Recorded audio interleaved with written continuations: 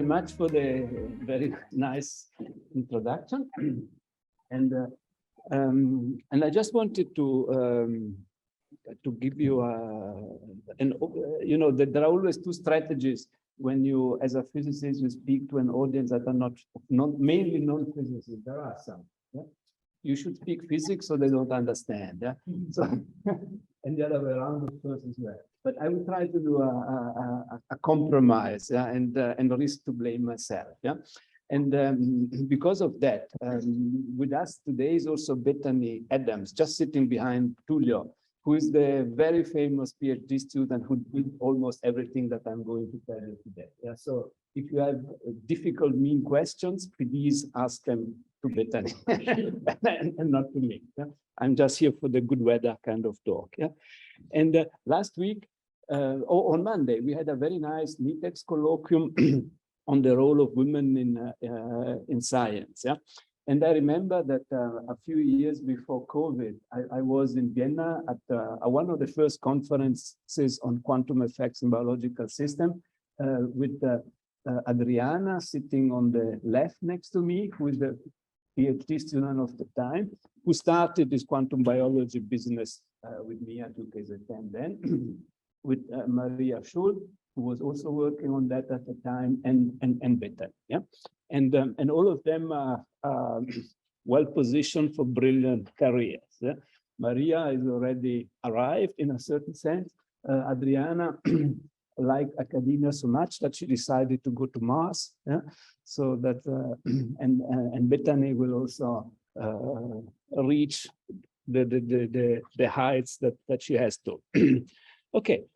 Let me briefly mention what what I will talk about. Yeah.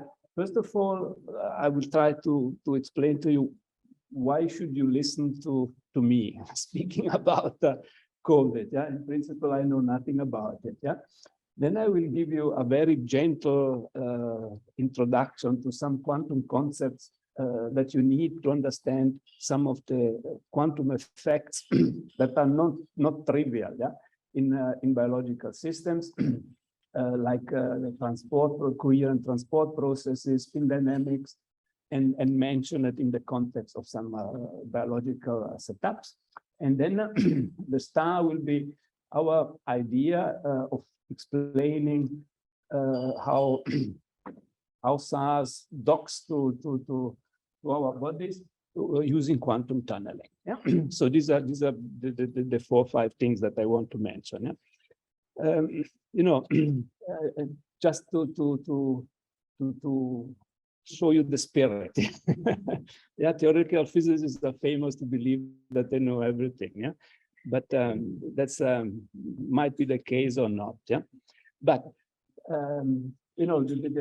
what theoretical physicists usually do, yeah, they like the very big stuff, yeah, like cosmology, astrophysics, yeah, and these days we are really blessed with fantastic pictures from the new James Webb Space Telescope, yeah, and for theoretical physicists, that's it, yeah. This is the famous Einstein equation of gravitation, yeah, of the theory of gravitation. Yeah? So physicists like to go down to very simple terms. Yeah.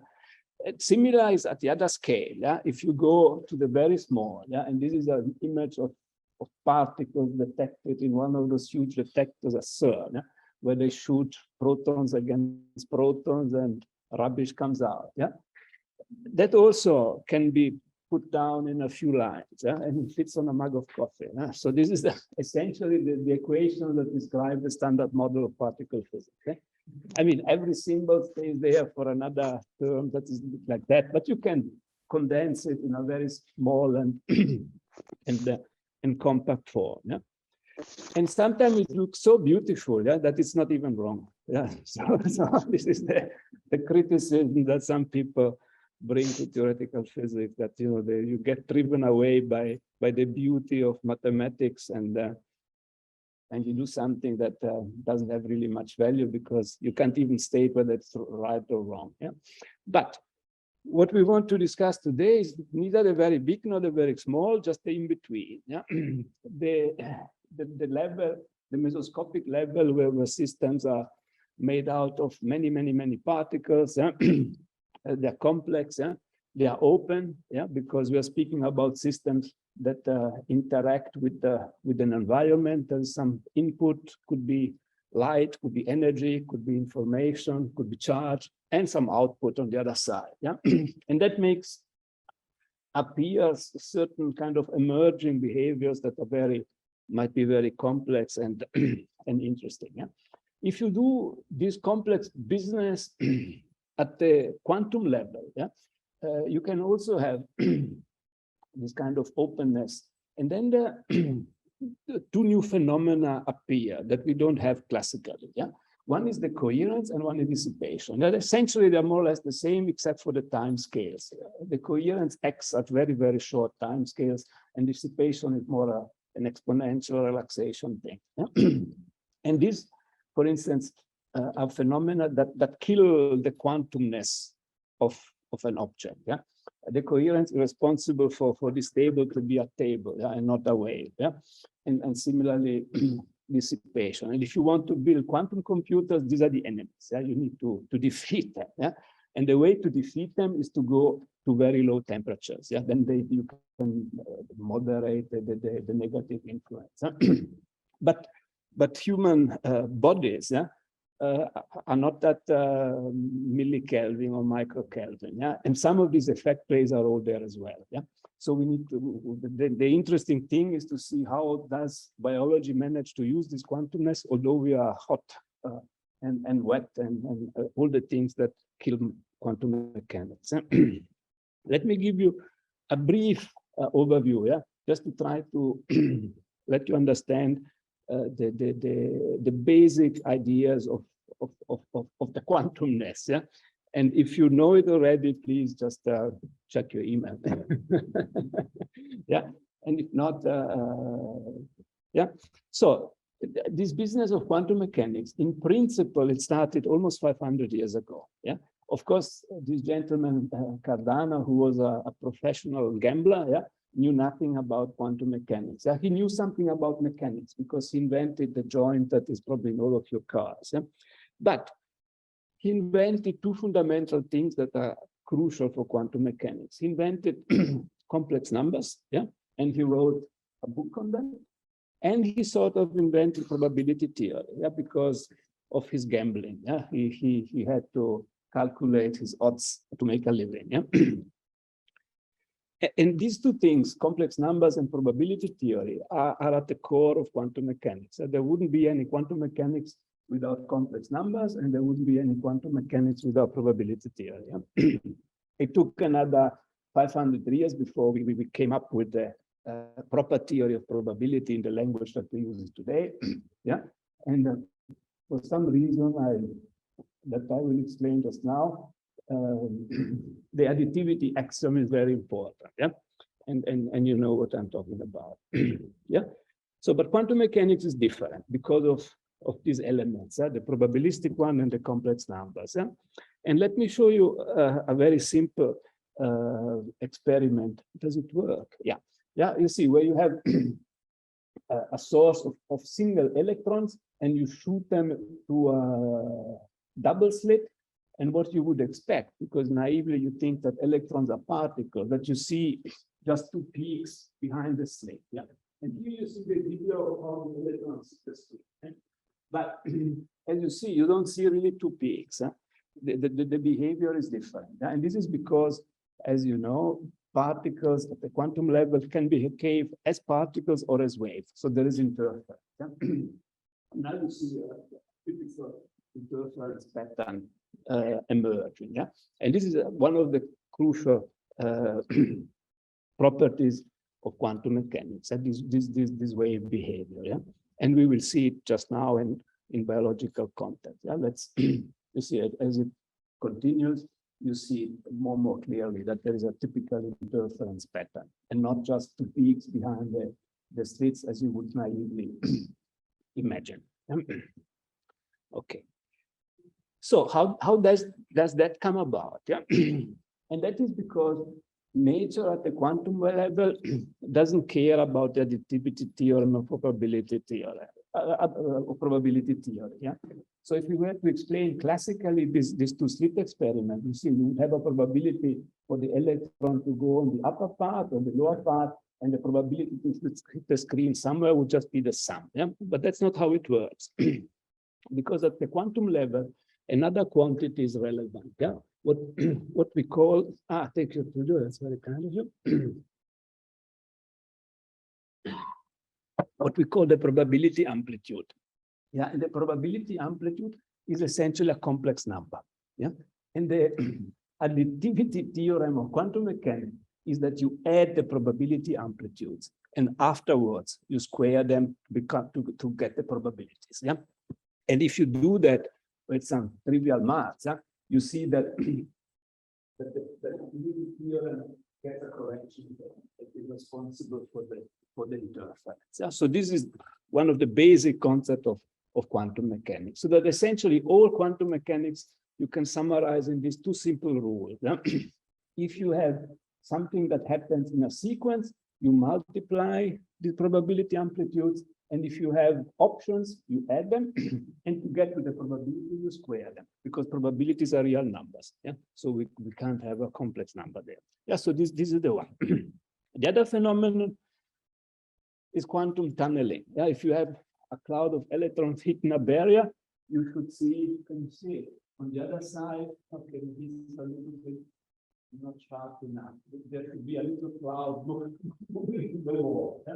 Okay, maybe you can imagine it. Sorry, probably it's not sharp. I can see it here on the screen, but not on the projector. Anyway. Yeah. Okay, so that's number two. Number three is when it gets really, really interesting. Yeah, and that is entanglement. Yeah. So if you prepare, for instance, a quantum particle in what physicists call a singlet state, yeah, a superposition of zeros of ground state and excited states, like indicated there, yeah, and you measure what happens in two detectors, you will find that the results are perfectly anti-correlated, yeah, and it turns out that this anti-correlation in this example, that could be a correlation, yeah, is much, much stronger than any correlation that you can get classically. Yeah? And this is what Schrödinger, who was one of the fathers who discovered this phenomenon, called it the most characteristic feature of quantum mechanics, because it's something that supersedes our classical experience of correlation. Yeah? And good old Einstein didn't like it at all, yeah, because it was against his idea of local realism that we experience every day. Yeah, but and you see, Schrödinger himself came up with this also a quantum biology example. Yeah, with this example, paradoxical example of the Schrödinger cat that can be alive and dead at the same time until you measure to discover whether it's alive and dead. Yeah, and he got into lots of trouble for that. Yeah? And it took another 30 years until John Bell found a way to test whether quantum mechanics has really these non-local properties that lead to this very strong correlation. Yeah?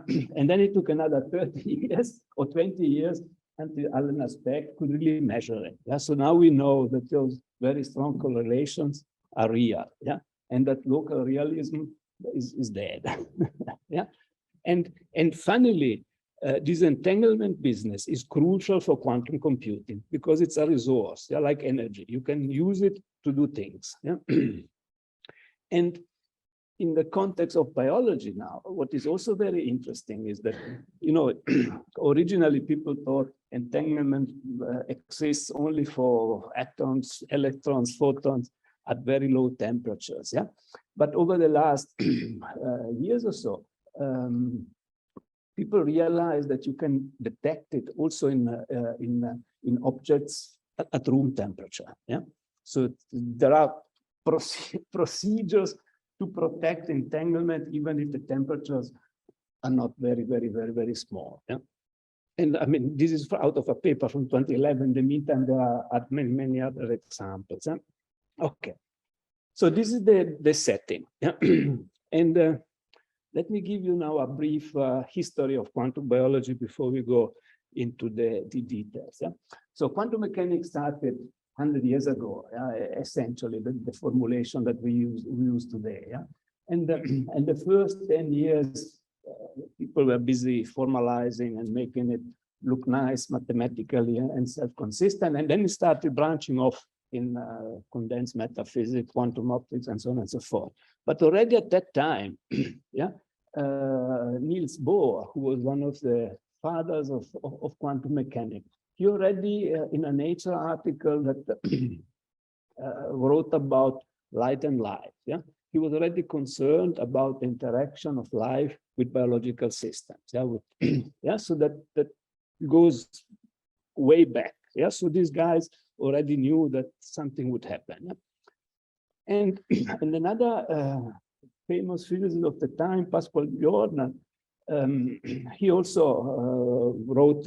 You can read it yourself. He was also a strong believer that quantum physics plays a role in biology, and he wrote the first book in which the word quantum biology in German, because he wrote it in German, was mentioned. Yeah, and he's one guy who could have had a Nobel Prize had he not joined the Nazi party in the 30s, yeah?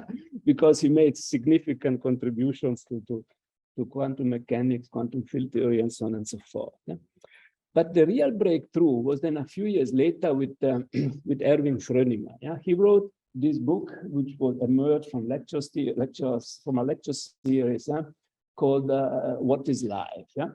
And among the things that he sort of envisioned, yeah, in the book was that our DNA, that he didn't know how it looked like at the time, yeah, would be influenced by quantum mechanics. He thought it would be some kind of quasi-crystal, yeah, or something like that. Yeah? But considering that this was decades before we saw the helix, was not too bad. Yeah, but what he didn't consider, yeah, was that the funny effects that I mentioned before, yeah, quantum tunneling, coherence, entanglement, could also be useful to understand effects in quantum effects in biological systems. So he had the intuition, yeah, that quantum mechanics would play a big role. And now to the definition. Yeah? And this is I copied it from Wikipedia, but then I realized that they copied it from an article that we wrote with Bedanis and Adriana some time ago. Yeah. So what is missing in this definition, but you know, I didn't want to write it all, yeah, is that mainly when we speak of quantum biology, we think about the influence of these non-trivial quantum effects. Yeah? You know, chemical bonds are everywhere, and it's fairly trivial, yeah, without wanting to offend any chemist. Yeah? But that is what people are focusing on. Yeah. And you know, the thinking is very simple. It was out of a humoristic kind of approach to quantum biology. Yeah? Life is quantum, molecule operator. Sorry, life is molecular.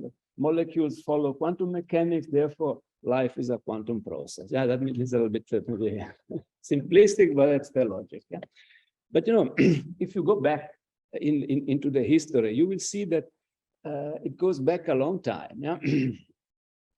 You know, quantum mechanics was born in the 20s, and immediately afterwards, the theory for chemical bonds was developed. Molecular orbital theory came out, yeah, and so on and so forth. Journal of Chemical Physics was formed. Yeah, hydrogen tunneling in chemical reaction. Max Delbruck started his research, and interestingly, Max Delbruck was in the talk that Bohr gave on light and life, and decided that he didn't want to do physics anymore, and he went into biology. Yeah, so and got his Nobel Prize there. Yeah, and so on and so forth. Yeah, so you see, it goes back a long time. It's not something new. Yeah, what is really new and where is the breakthrough for this interest in quantum biology were these experiments around 2010. Where people starting observing quantum coherences in photosynthetic complexes, yeah, and even at room temperature. Yeah, so that was really the big breakthrough. Yeah, then there were, of course, the study by Penrose and his colleague Hameroff about quantum coherence, mind and consciousness. That may be a little bit more speculative. Luca Turin came up with a tunneling theory for olfaction, yeah, which is also very interesting and relevant for what we are discussing later. And then very interesting experiments with birds, yeah, where migratory birds need some kind of compass, yeah. And there is now experimental and theoretical evidence that that might also be a quantum effect. Yeah. So let's sorry, what is I'm picking up too much. Okay, here just copied out of one of these not so recent reviews anymore, a little collection of the biological phenomena and the quantum processes that are involved. Yeah, and you see it's again electron transfer, tunneling, and radical pairs, and so on and so forth, and some of the applications that I mentioned before. Another way of looking at it is at the time scales that are involved. Yeah, if you look at, for instance, photosynthetic complexes and the coherent transfer of excitons,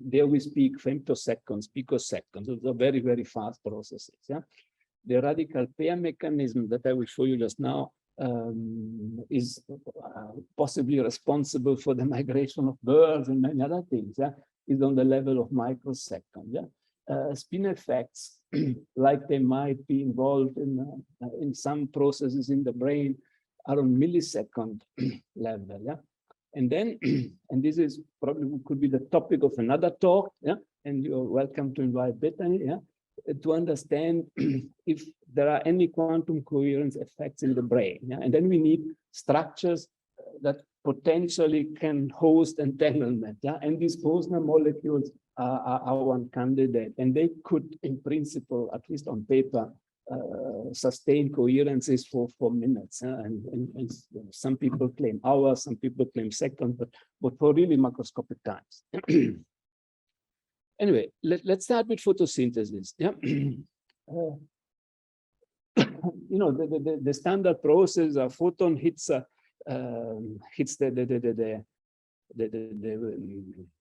one of the antennas, yeah, and then the excitation jumps around, reaches the reaction center, and there is electron transfer and so on and so forth. Yeah, and the question is, so did you just the flow? Sorry, I just spoken a little bit too long. Yeah, the question is, this hopping around of the excitation, is it just a random walk, or is it something more coherent? Yeah.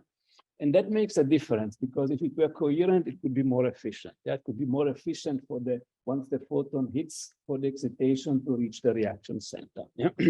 Okay, forget about the theory comment at the bottom. Yeah. Okay, you know these things, so I don't have to show them. And here is the first evidence around 2009, 2010. Yeah, that if you analyze in this two-dimensional spectroscopic data, you can observe coherence. Yeah, that has never been observed before. Yeah? And Bethany knows many people didn't believe it, and some people didn't manage to reproduce it. But there is more and more evidence that this can be there. Yeah? And people also manage to analyze the pathways of the excitation and confirm that it is a coherent process, and so on and so forth. Yeah?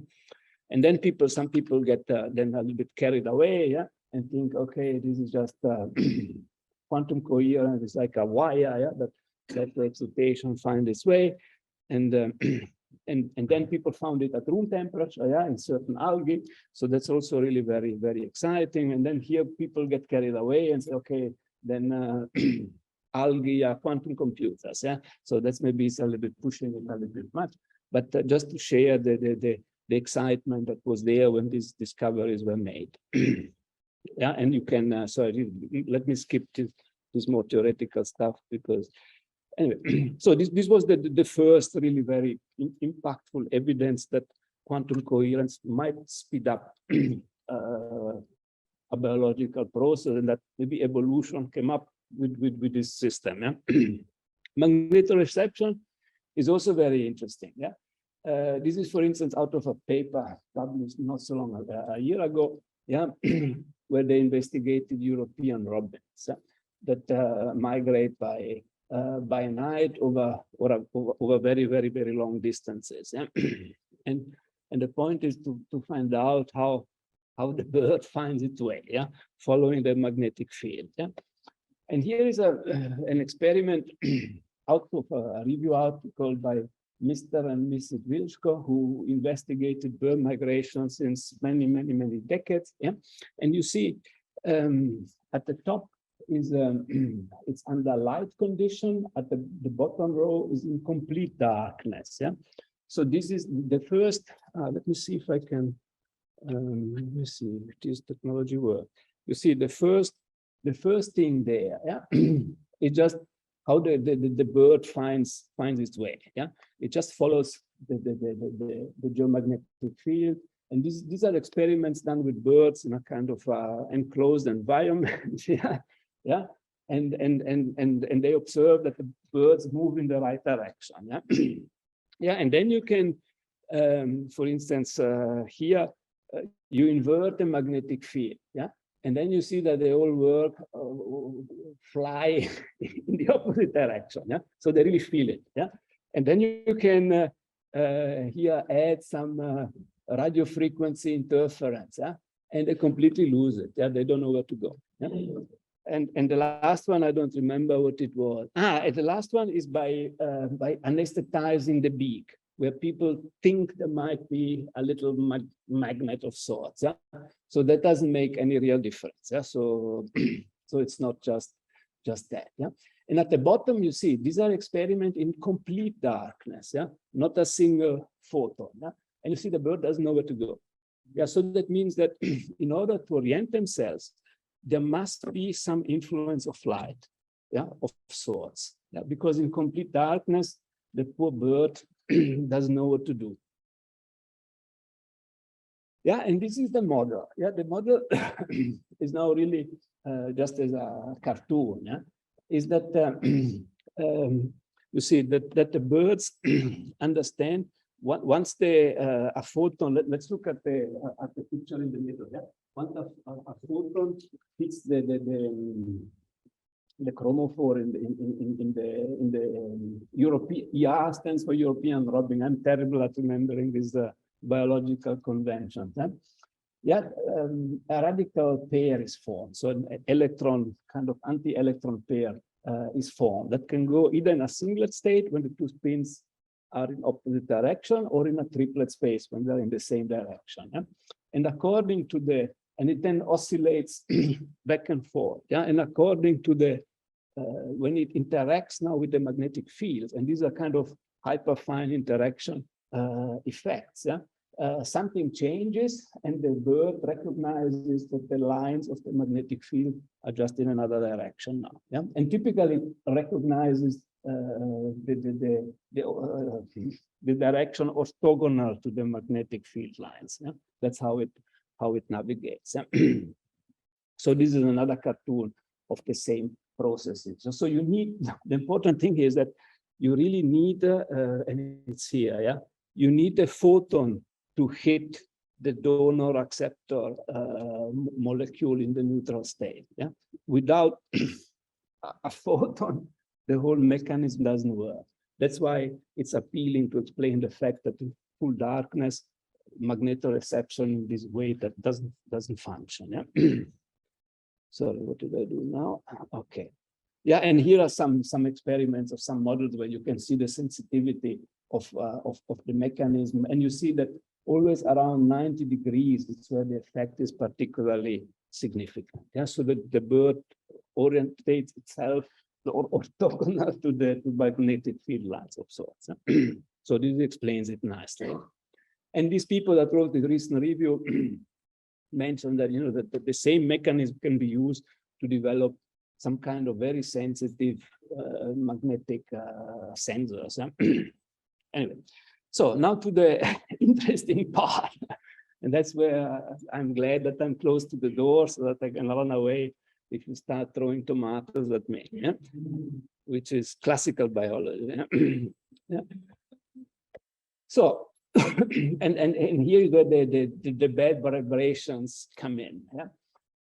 And the idea is there the possibility to explain the ligand receptor binding, yeah, without a lock and key mechanism? Yeah, is there another way to explain it? Yeah?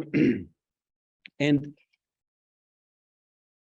our suggestion is yes, yeah, because we think that it is some kind of a vibration-assisted tunneling. Yes, again, some environmentally induced quantum process along the lines of how olfaction and some neurotransmission processes can be explained. Yeah, let me start maybe just by showing you, for the mathematicians under you, yeah, the basic idea. Yeah.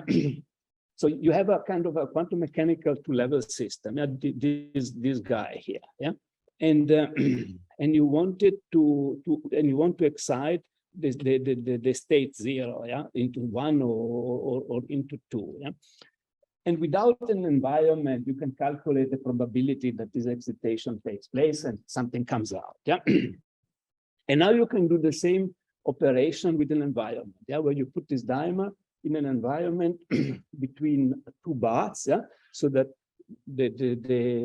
sorry, what is it here? So where the one state is coupled to one environment, it's a spin environment. So it could be the nuclear spins of whatever structure is surrounding that state. And the second state is also surrounded by its own environment. Yeah? And then you can do the whole calculation, blah, blah, blah. And what you find out is that there are regions where by coupling this dimer to appropriate environment, the probability of this exit increases. Yeah, and you see, depending on the parameters, you can have larger or smaller regions where the probability is larger. Yeah, and you can do it even with correlated baths. Yeah, in the sense that the two environments are not completely independent from each other. They can be like you would imagine if the environment is some scaffolding of a protein or something like that. Yeah, and here again, you can find regions even more extended where the probability of this transition, this excitation, increases significantly. Yeah? And the same we've done also for this FMO complex, and you get exactly the same approach. So that by coupling dissipatively to a quantum mechanism, you can increase the probability for excitation transfer. Yeah? That is really very nice. Okay, and here there are other examples of electron transfer in, and these are slides that I've stolen from Bethany, so sorry for that. Yeah, and here as well, but I'm looking at the time, let me go. Yeah, so now we want to see whether this can be applied to some receptor ligand system. Yeah, and the idea is, let me explain it to you in the historically first theory that was developed to explain similar mechanism. Yeah, and this is I mentioned before, is due to a gentleman called Luca Turena, yeah? Who I think was in Greece, but I don't remember if he's still there. Yeah? He's no longer, anyway, doesn't matter. Yeah? And you know, the typical theory of olfaction is based on the lock and key mechanism. Yeah? You smell something, and in your nose there is the appropriate mechanism, so that is docks. Yeah? But you know, some people think, you know, you can smell millions of things. Yeah? Do we have millions of receptors for million different things, some of which have never been invented before? So that evolutionary, we don't have the lock in the nose. Yeah. So, and he came up with this idea that that vibrational energy and inducing tunneling could explain a kind of a plug mechanism, if you want. Yeah. And one indicator that this might be the case is that if you look at, for instance, sorry, what was it here?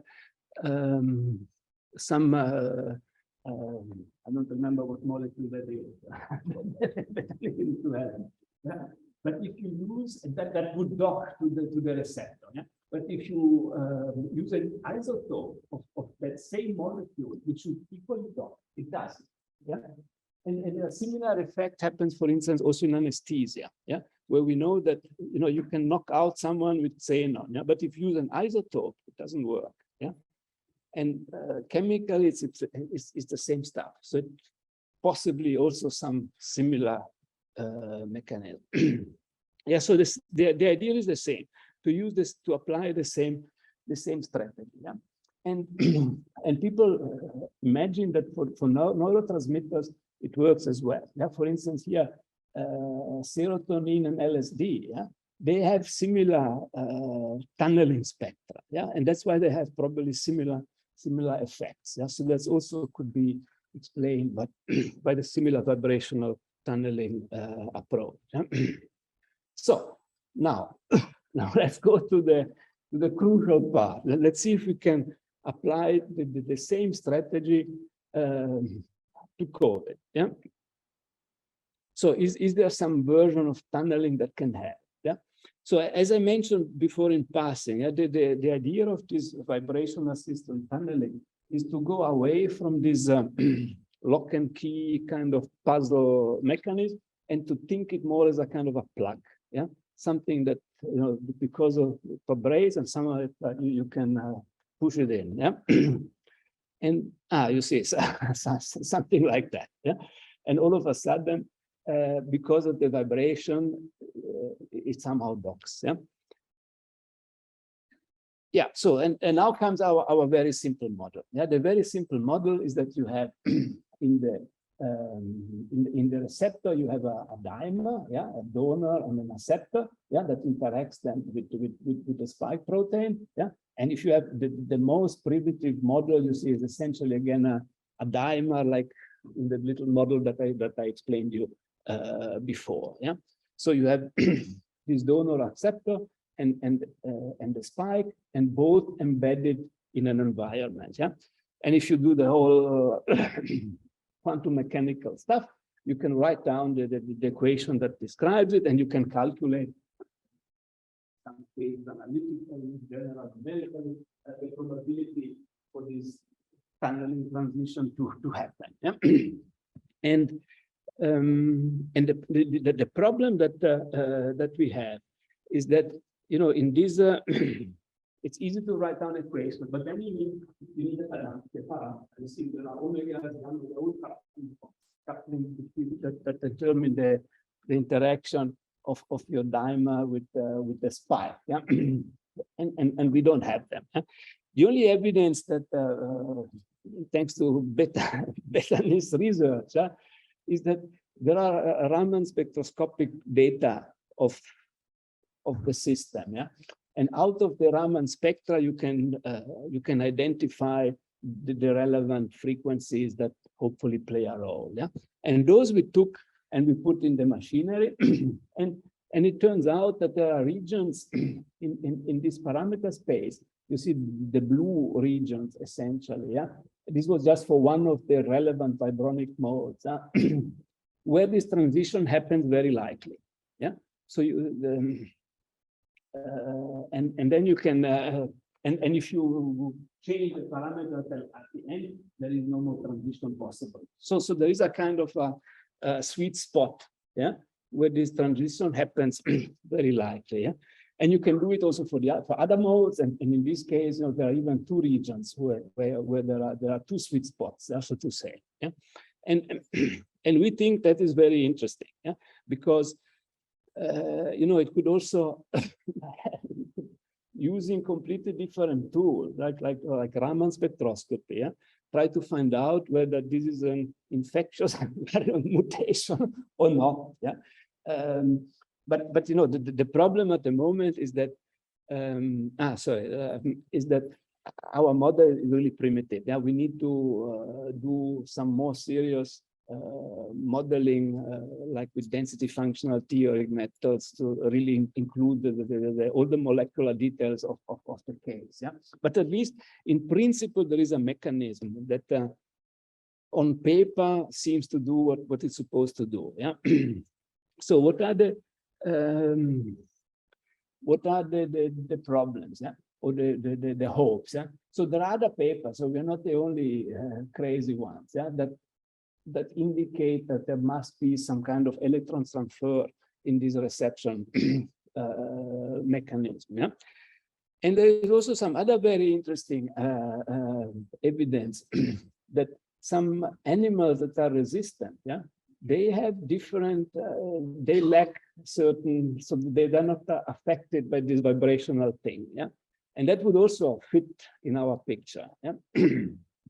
But you know so that you know there are possible implications in the sense that could be a different mechanism to explain this, yeah. Could be a different light to look at the at understanding the disease. You know, might have some implication for long COVID or whatever, yeah. And also it could lead to new treatments, yeah, because maybe if it affected by vibration, maybe with other vibration you can counteract the effect of COVID, yeah. So and that's it. So now you can throw the tomatoes at us. Or at me. Thank you. And if you want to read a nice thriller, you have to read this one, because then you know that you're really famous. Yeah? I don't know if Tullio was mentioned by name in a thriller. This is a challenge to Tullio.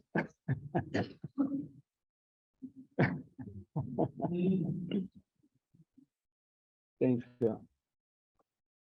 So the first question is from Johan Rowe.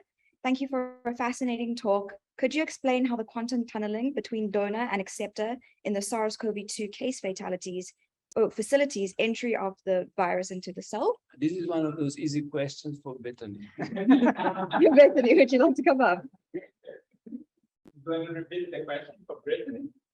Do you want to come up so then we can hear online as well? Thank you. Yeah, Francesco, like answering the easy one.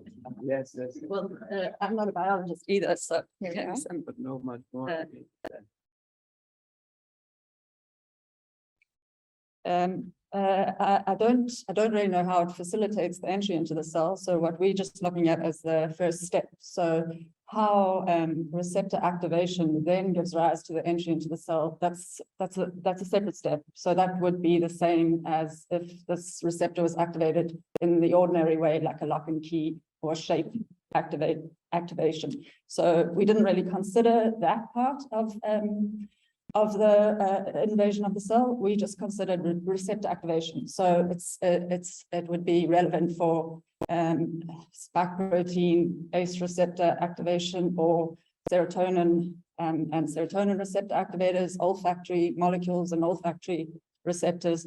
We just looked at whether there's electron transfer that is facilitated by these vibrational modes, which is really interesting because proteins aren't really seen as electronic, they're seen as insulators, but there's more and more evidence that they actually are quite interesting conductors. So it's an electronic theory of receptors rather than a chemical or shape theory of receptors. And there are no real experiments. Yeah? And in fact, with a colleague in California, we're trying to come up with an experiment to be able to measure something and to see whether this electron flow is really there or not, yeah? Because people don't expect it.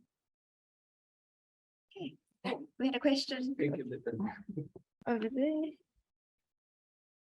Okay, let's see.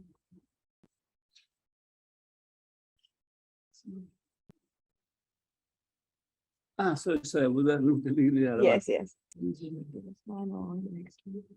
Can repeat the question? Yeah. The question is whether quantum computing algorithm could model this. Yeah, the answer is yes. You know, you could. Yeah, but we haven't done it yet.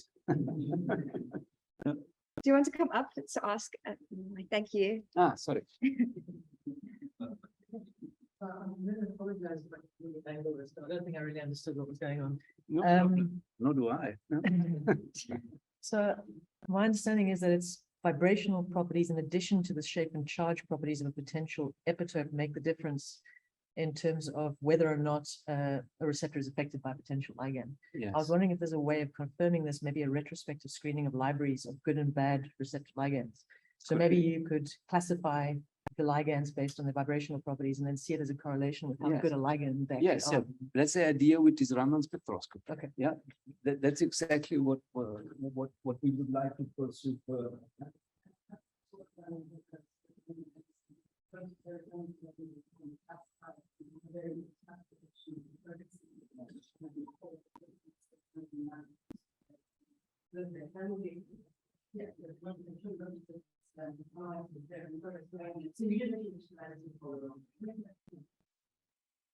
Okay, and then the last question in the chat is, coherence and embodiment can happen in Posner molecules over macroscopic times.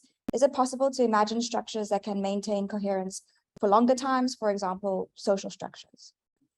Social structure, it's already a miracle if it works for this Posner molecules. For social structure, I have no idea. That's probably very challenging. Yeah. Okay, that's a lot of questions from the chat. Thank you. And then just to add to that, so that's something that's growing a lot on structure biology in the last few years, because they say that they have now some of the computer power, and people is begin to look at proteins as being a very dynamic and vibrating molecule. Yeah, exactly. And that's what they're realizing, that in the past we saw protein as Francesco explained, more a key and lock, something that was very stable and that you have to do, and they are begin to realize that they move quite a lot. Yeah, and that may be involved and that they are not rigid. So what Francesco and his team is trying to do here, it is really in line of what some people are thinking about biology. Yeah, it's just about how to have the computer power and have more kind of realistic models and mathematics. Yeah. So what we will do, thank you very much for you to join online. Yeah. We're gonna have a 3-course meal now at STIAS. It's a beautiful day, looking to the mountains. Yeah, that's our bribery to get people inside here. And we really hope you also have a very lovely lunch there where you are. Yeah, thank you. Yeah.